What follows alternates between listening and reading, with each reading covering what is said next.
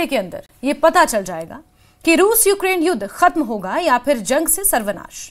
Washington में Trump Zelensky की meeting होने जा रही है, जिसमें तय होगा कि पुतिन की शर्तें माननी है या नहीं। ट्रंप पर दबाव बनाने के लिए यूरोप के कम से कम 7 देशों के प्रमुख अमेरिका पहुंच रहे हैं। इधर पुतिन ने ऐलान कर दिया है कि अगर अमेरिका और रूस की कोशिशों को नुकसान पहुंचाने की कोशिश की गई तो नतीजे बेहद विनाशकारी होंगे।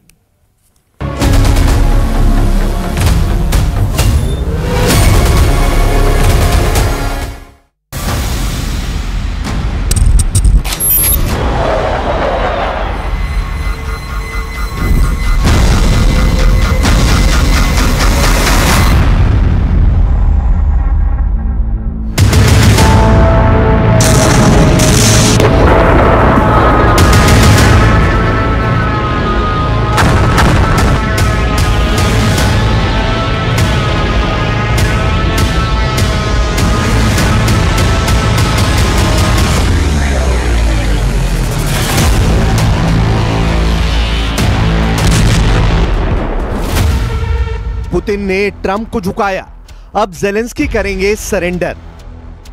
15 अगस्त को भले ही अलास्का में ट्रंप ने दुनिया के सामने दिखाया हो कि पुतिन उनकी उंगलियों पर नाच रहे हैं, लेकिन पुतिन ने 12 मिनट में मीडिया के सामने दिखा दिया कि रूस यूक्रेन युद्ध में बॉस बनकर सामने आया है।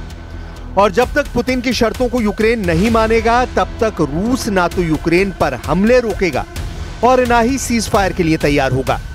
अब रूस यूक्रेन युद्ध में पुतिन के दबदबे का इसी से अंदाजा लगा सकते हैं कि पुतिन ने ट्रंप से मीटिंग के बाद यूक्रेन और यूरोप दोनों को सख्त चेतावनी के साथ धमकी देते हुए कहा है कि अगर अमेरिका और रूस के बीच यूक्रेन युद्ध को लेकर चल रही वार्ता में बाधा डाली तो नतीजे बेहद विनाशक साबित होंगे।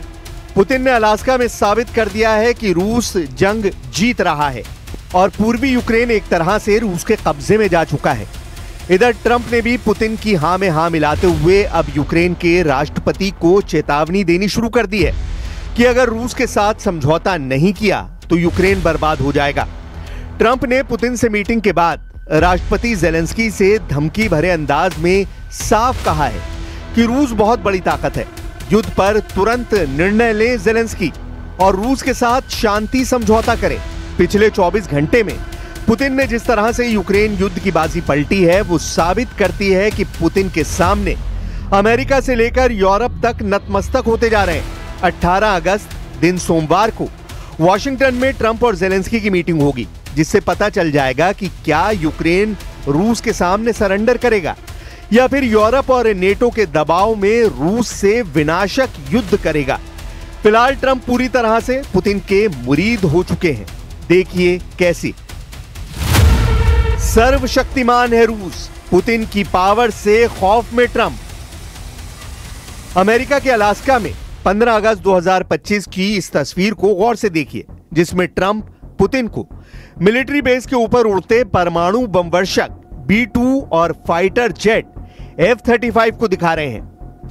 इन तस्वीरों को देखने के बाद अमेरिकी मीडिया में दावा किया गया कि ट्रंप ने अमेरिका की सैन्य पावर से पुतिन को सख्त संदेश देने की कोशिश की थी।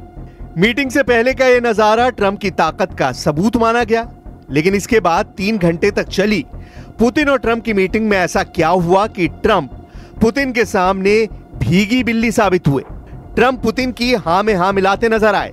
12 घंटे की प्रेस कॉन्फ्रेंस में ना तो किसी समझौते के बारे में बताया गया और ना ही सीज फायर को लेकर कोई दावा किया गया, लेकिन इसके बावजूद ट्रंप पुतिन के सामने नतमस्तक नजर आए। पुतिन ने ट्रंप को अगली मीटिंग के लिए मॉस्को बुलाया है और ट्रंप पुतिन के इस अनुरोध को उनका आदेश मानते नजर आए। इन तस्वीरों को और बयानों को देखकर सबसे ज्यादा बेचैन जेलेंस्की नजर आए। फ्रांस, ब्रिटेन, जर्मनी और यूरोप के तमाम देश यही समझ नहीं पा रहे हैं कि आखिर पुतिन ने 3 घंटे की मीटिंग में ट्रंप को ऐसा कौन सा चूरन चटा दिया है जो अब ट्रंप रूस की जगह यूक्रेन को नसीहत दे रहे हैं। ट्रंप ने यूक्रेन और जेलेंस्की को लेकर जो कहा है वो हैरान करने वाला है। ट्रंप ने कहा है कि युद्ध को खत्म करने के संबंध में फैसला अब यूक्रेन को करना है, क्योंकि रूस बहुत बड़ी ताकत है और वो यानी यूक्रेन ताकतवर नहीं है, इसलिए लड़ाई को जारी रखने में यूक्रेन को कोई लाभ नहीं होना है ट्रंप ने कहा कि वो रूसी राष्ट्रपति व्लादिमीर पुतिन की सोच से सहमत हैं कि हमें पहले शांति समझौता करना चाहिए।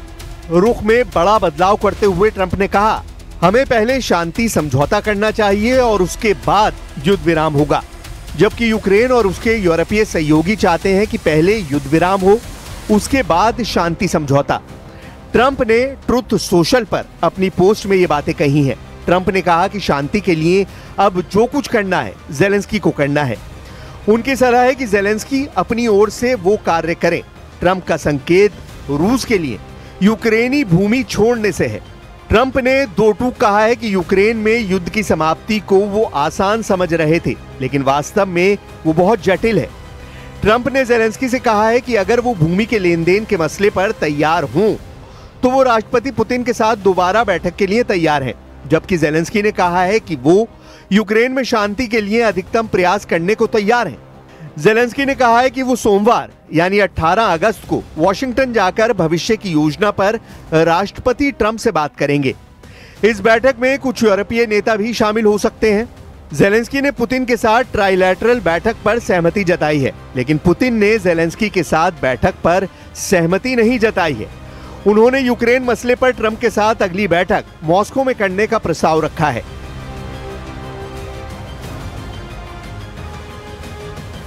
Again, Mr. President, I'd like to thank you very much, and we'll speak to you very soon and probably see you again very soon.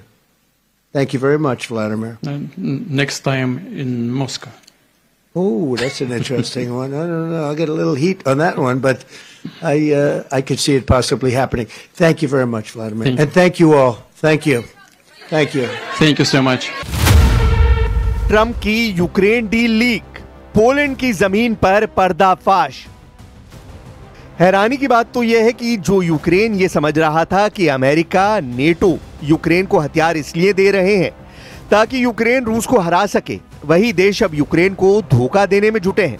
खबर तो यह है कि ट्रंप के विशेष सलाहकार स्टीव विटकॉफ ने जो युद्ध विराम का प्रस्ताव पुतिन को दिखाया था वो अब लीक हो चुका है और उसी के आधार पर पुतिन और ट्रंप की मीटिंग में यूक्रेन की जमीन पर कब्जे का प्लान बना है।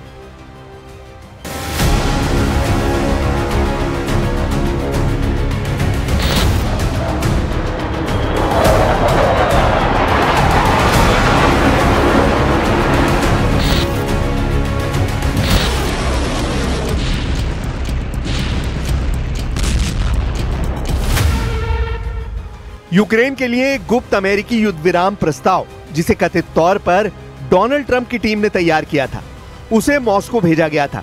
अब इसे पोलिश मीडिया आउटलेट ओनेट द्वारा लीक कर दिया गया है। अमेरिका के करीबी और नेटो देश पोलैंड के पोलिश समाचार आउटलेट ओनेट के मुताबिक यूक्रेन के संबंध में एक अनुकूल अमेरिकी प्रस्ताव का विवरण प्राप्त हुआ है, जो मॉस्को में अमेरिकी राष्ट्रपति डोनाल्ड ट्रंप के विशेष दूत स्टीव विटकॉफ के साथ बातचीत के दौरान रूसी शासक व्लादिमीर पुतिन के सामने पेश किया गया था। पोलिश समाचार आउटलेट ओनेट ने यूरोपियन प्रावदा से 7 अगस्त को गुप्त सूत्रों के हवाले से खबर छापी थी, जिसमें दावा किया गया था कि हमें पता चला है कि मॉस्को को ट्रंप प्रशासन से एक बहुत ही अनुकूल प्रस्ताव मिला है जो यूक्रेन डील से जुड़ा है। ओनेट के अनुसार यूक्रेन में युद्ध विराम का प्रस्ताव तो है, लेकिन पूर्ण शांति समझौता नहीं, जैसा कि रूस चाहता था। यूक्रेन जंग के मुद्दे को 49 साल से लेकर 99 सालों के लिए स्थगित करके रूस द्वारा कब्जाए गए क्षेत्रों को वास्तविक मान्यता देना है, ना कि कानूनी, यानी ये भी रूस के पक्ष में है। रूस पर लगाए गए अधिकांश अमेरिकी प्रतिबंधों को हटाना और दीर्घकालीन रूप से ऊर्जा सहयोग अर्थात रूसी गैस और तेल के आयात से रोक हटाना भी शामिल है।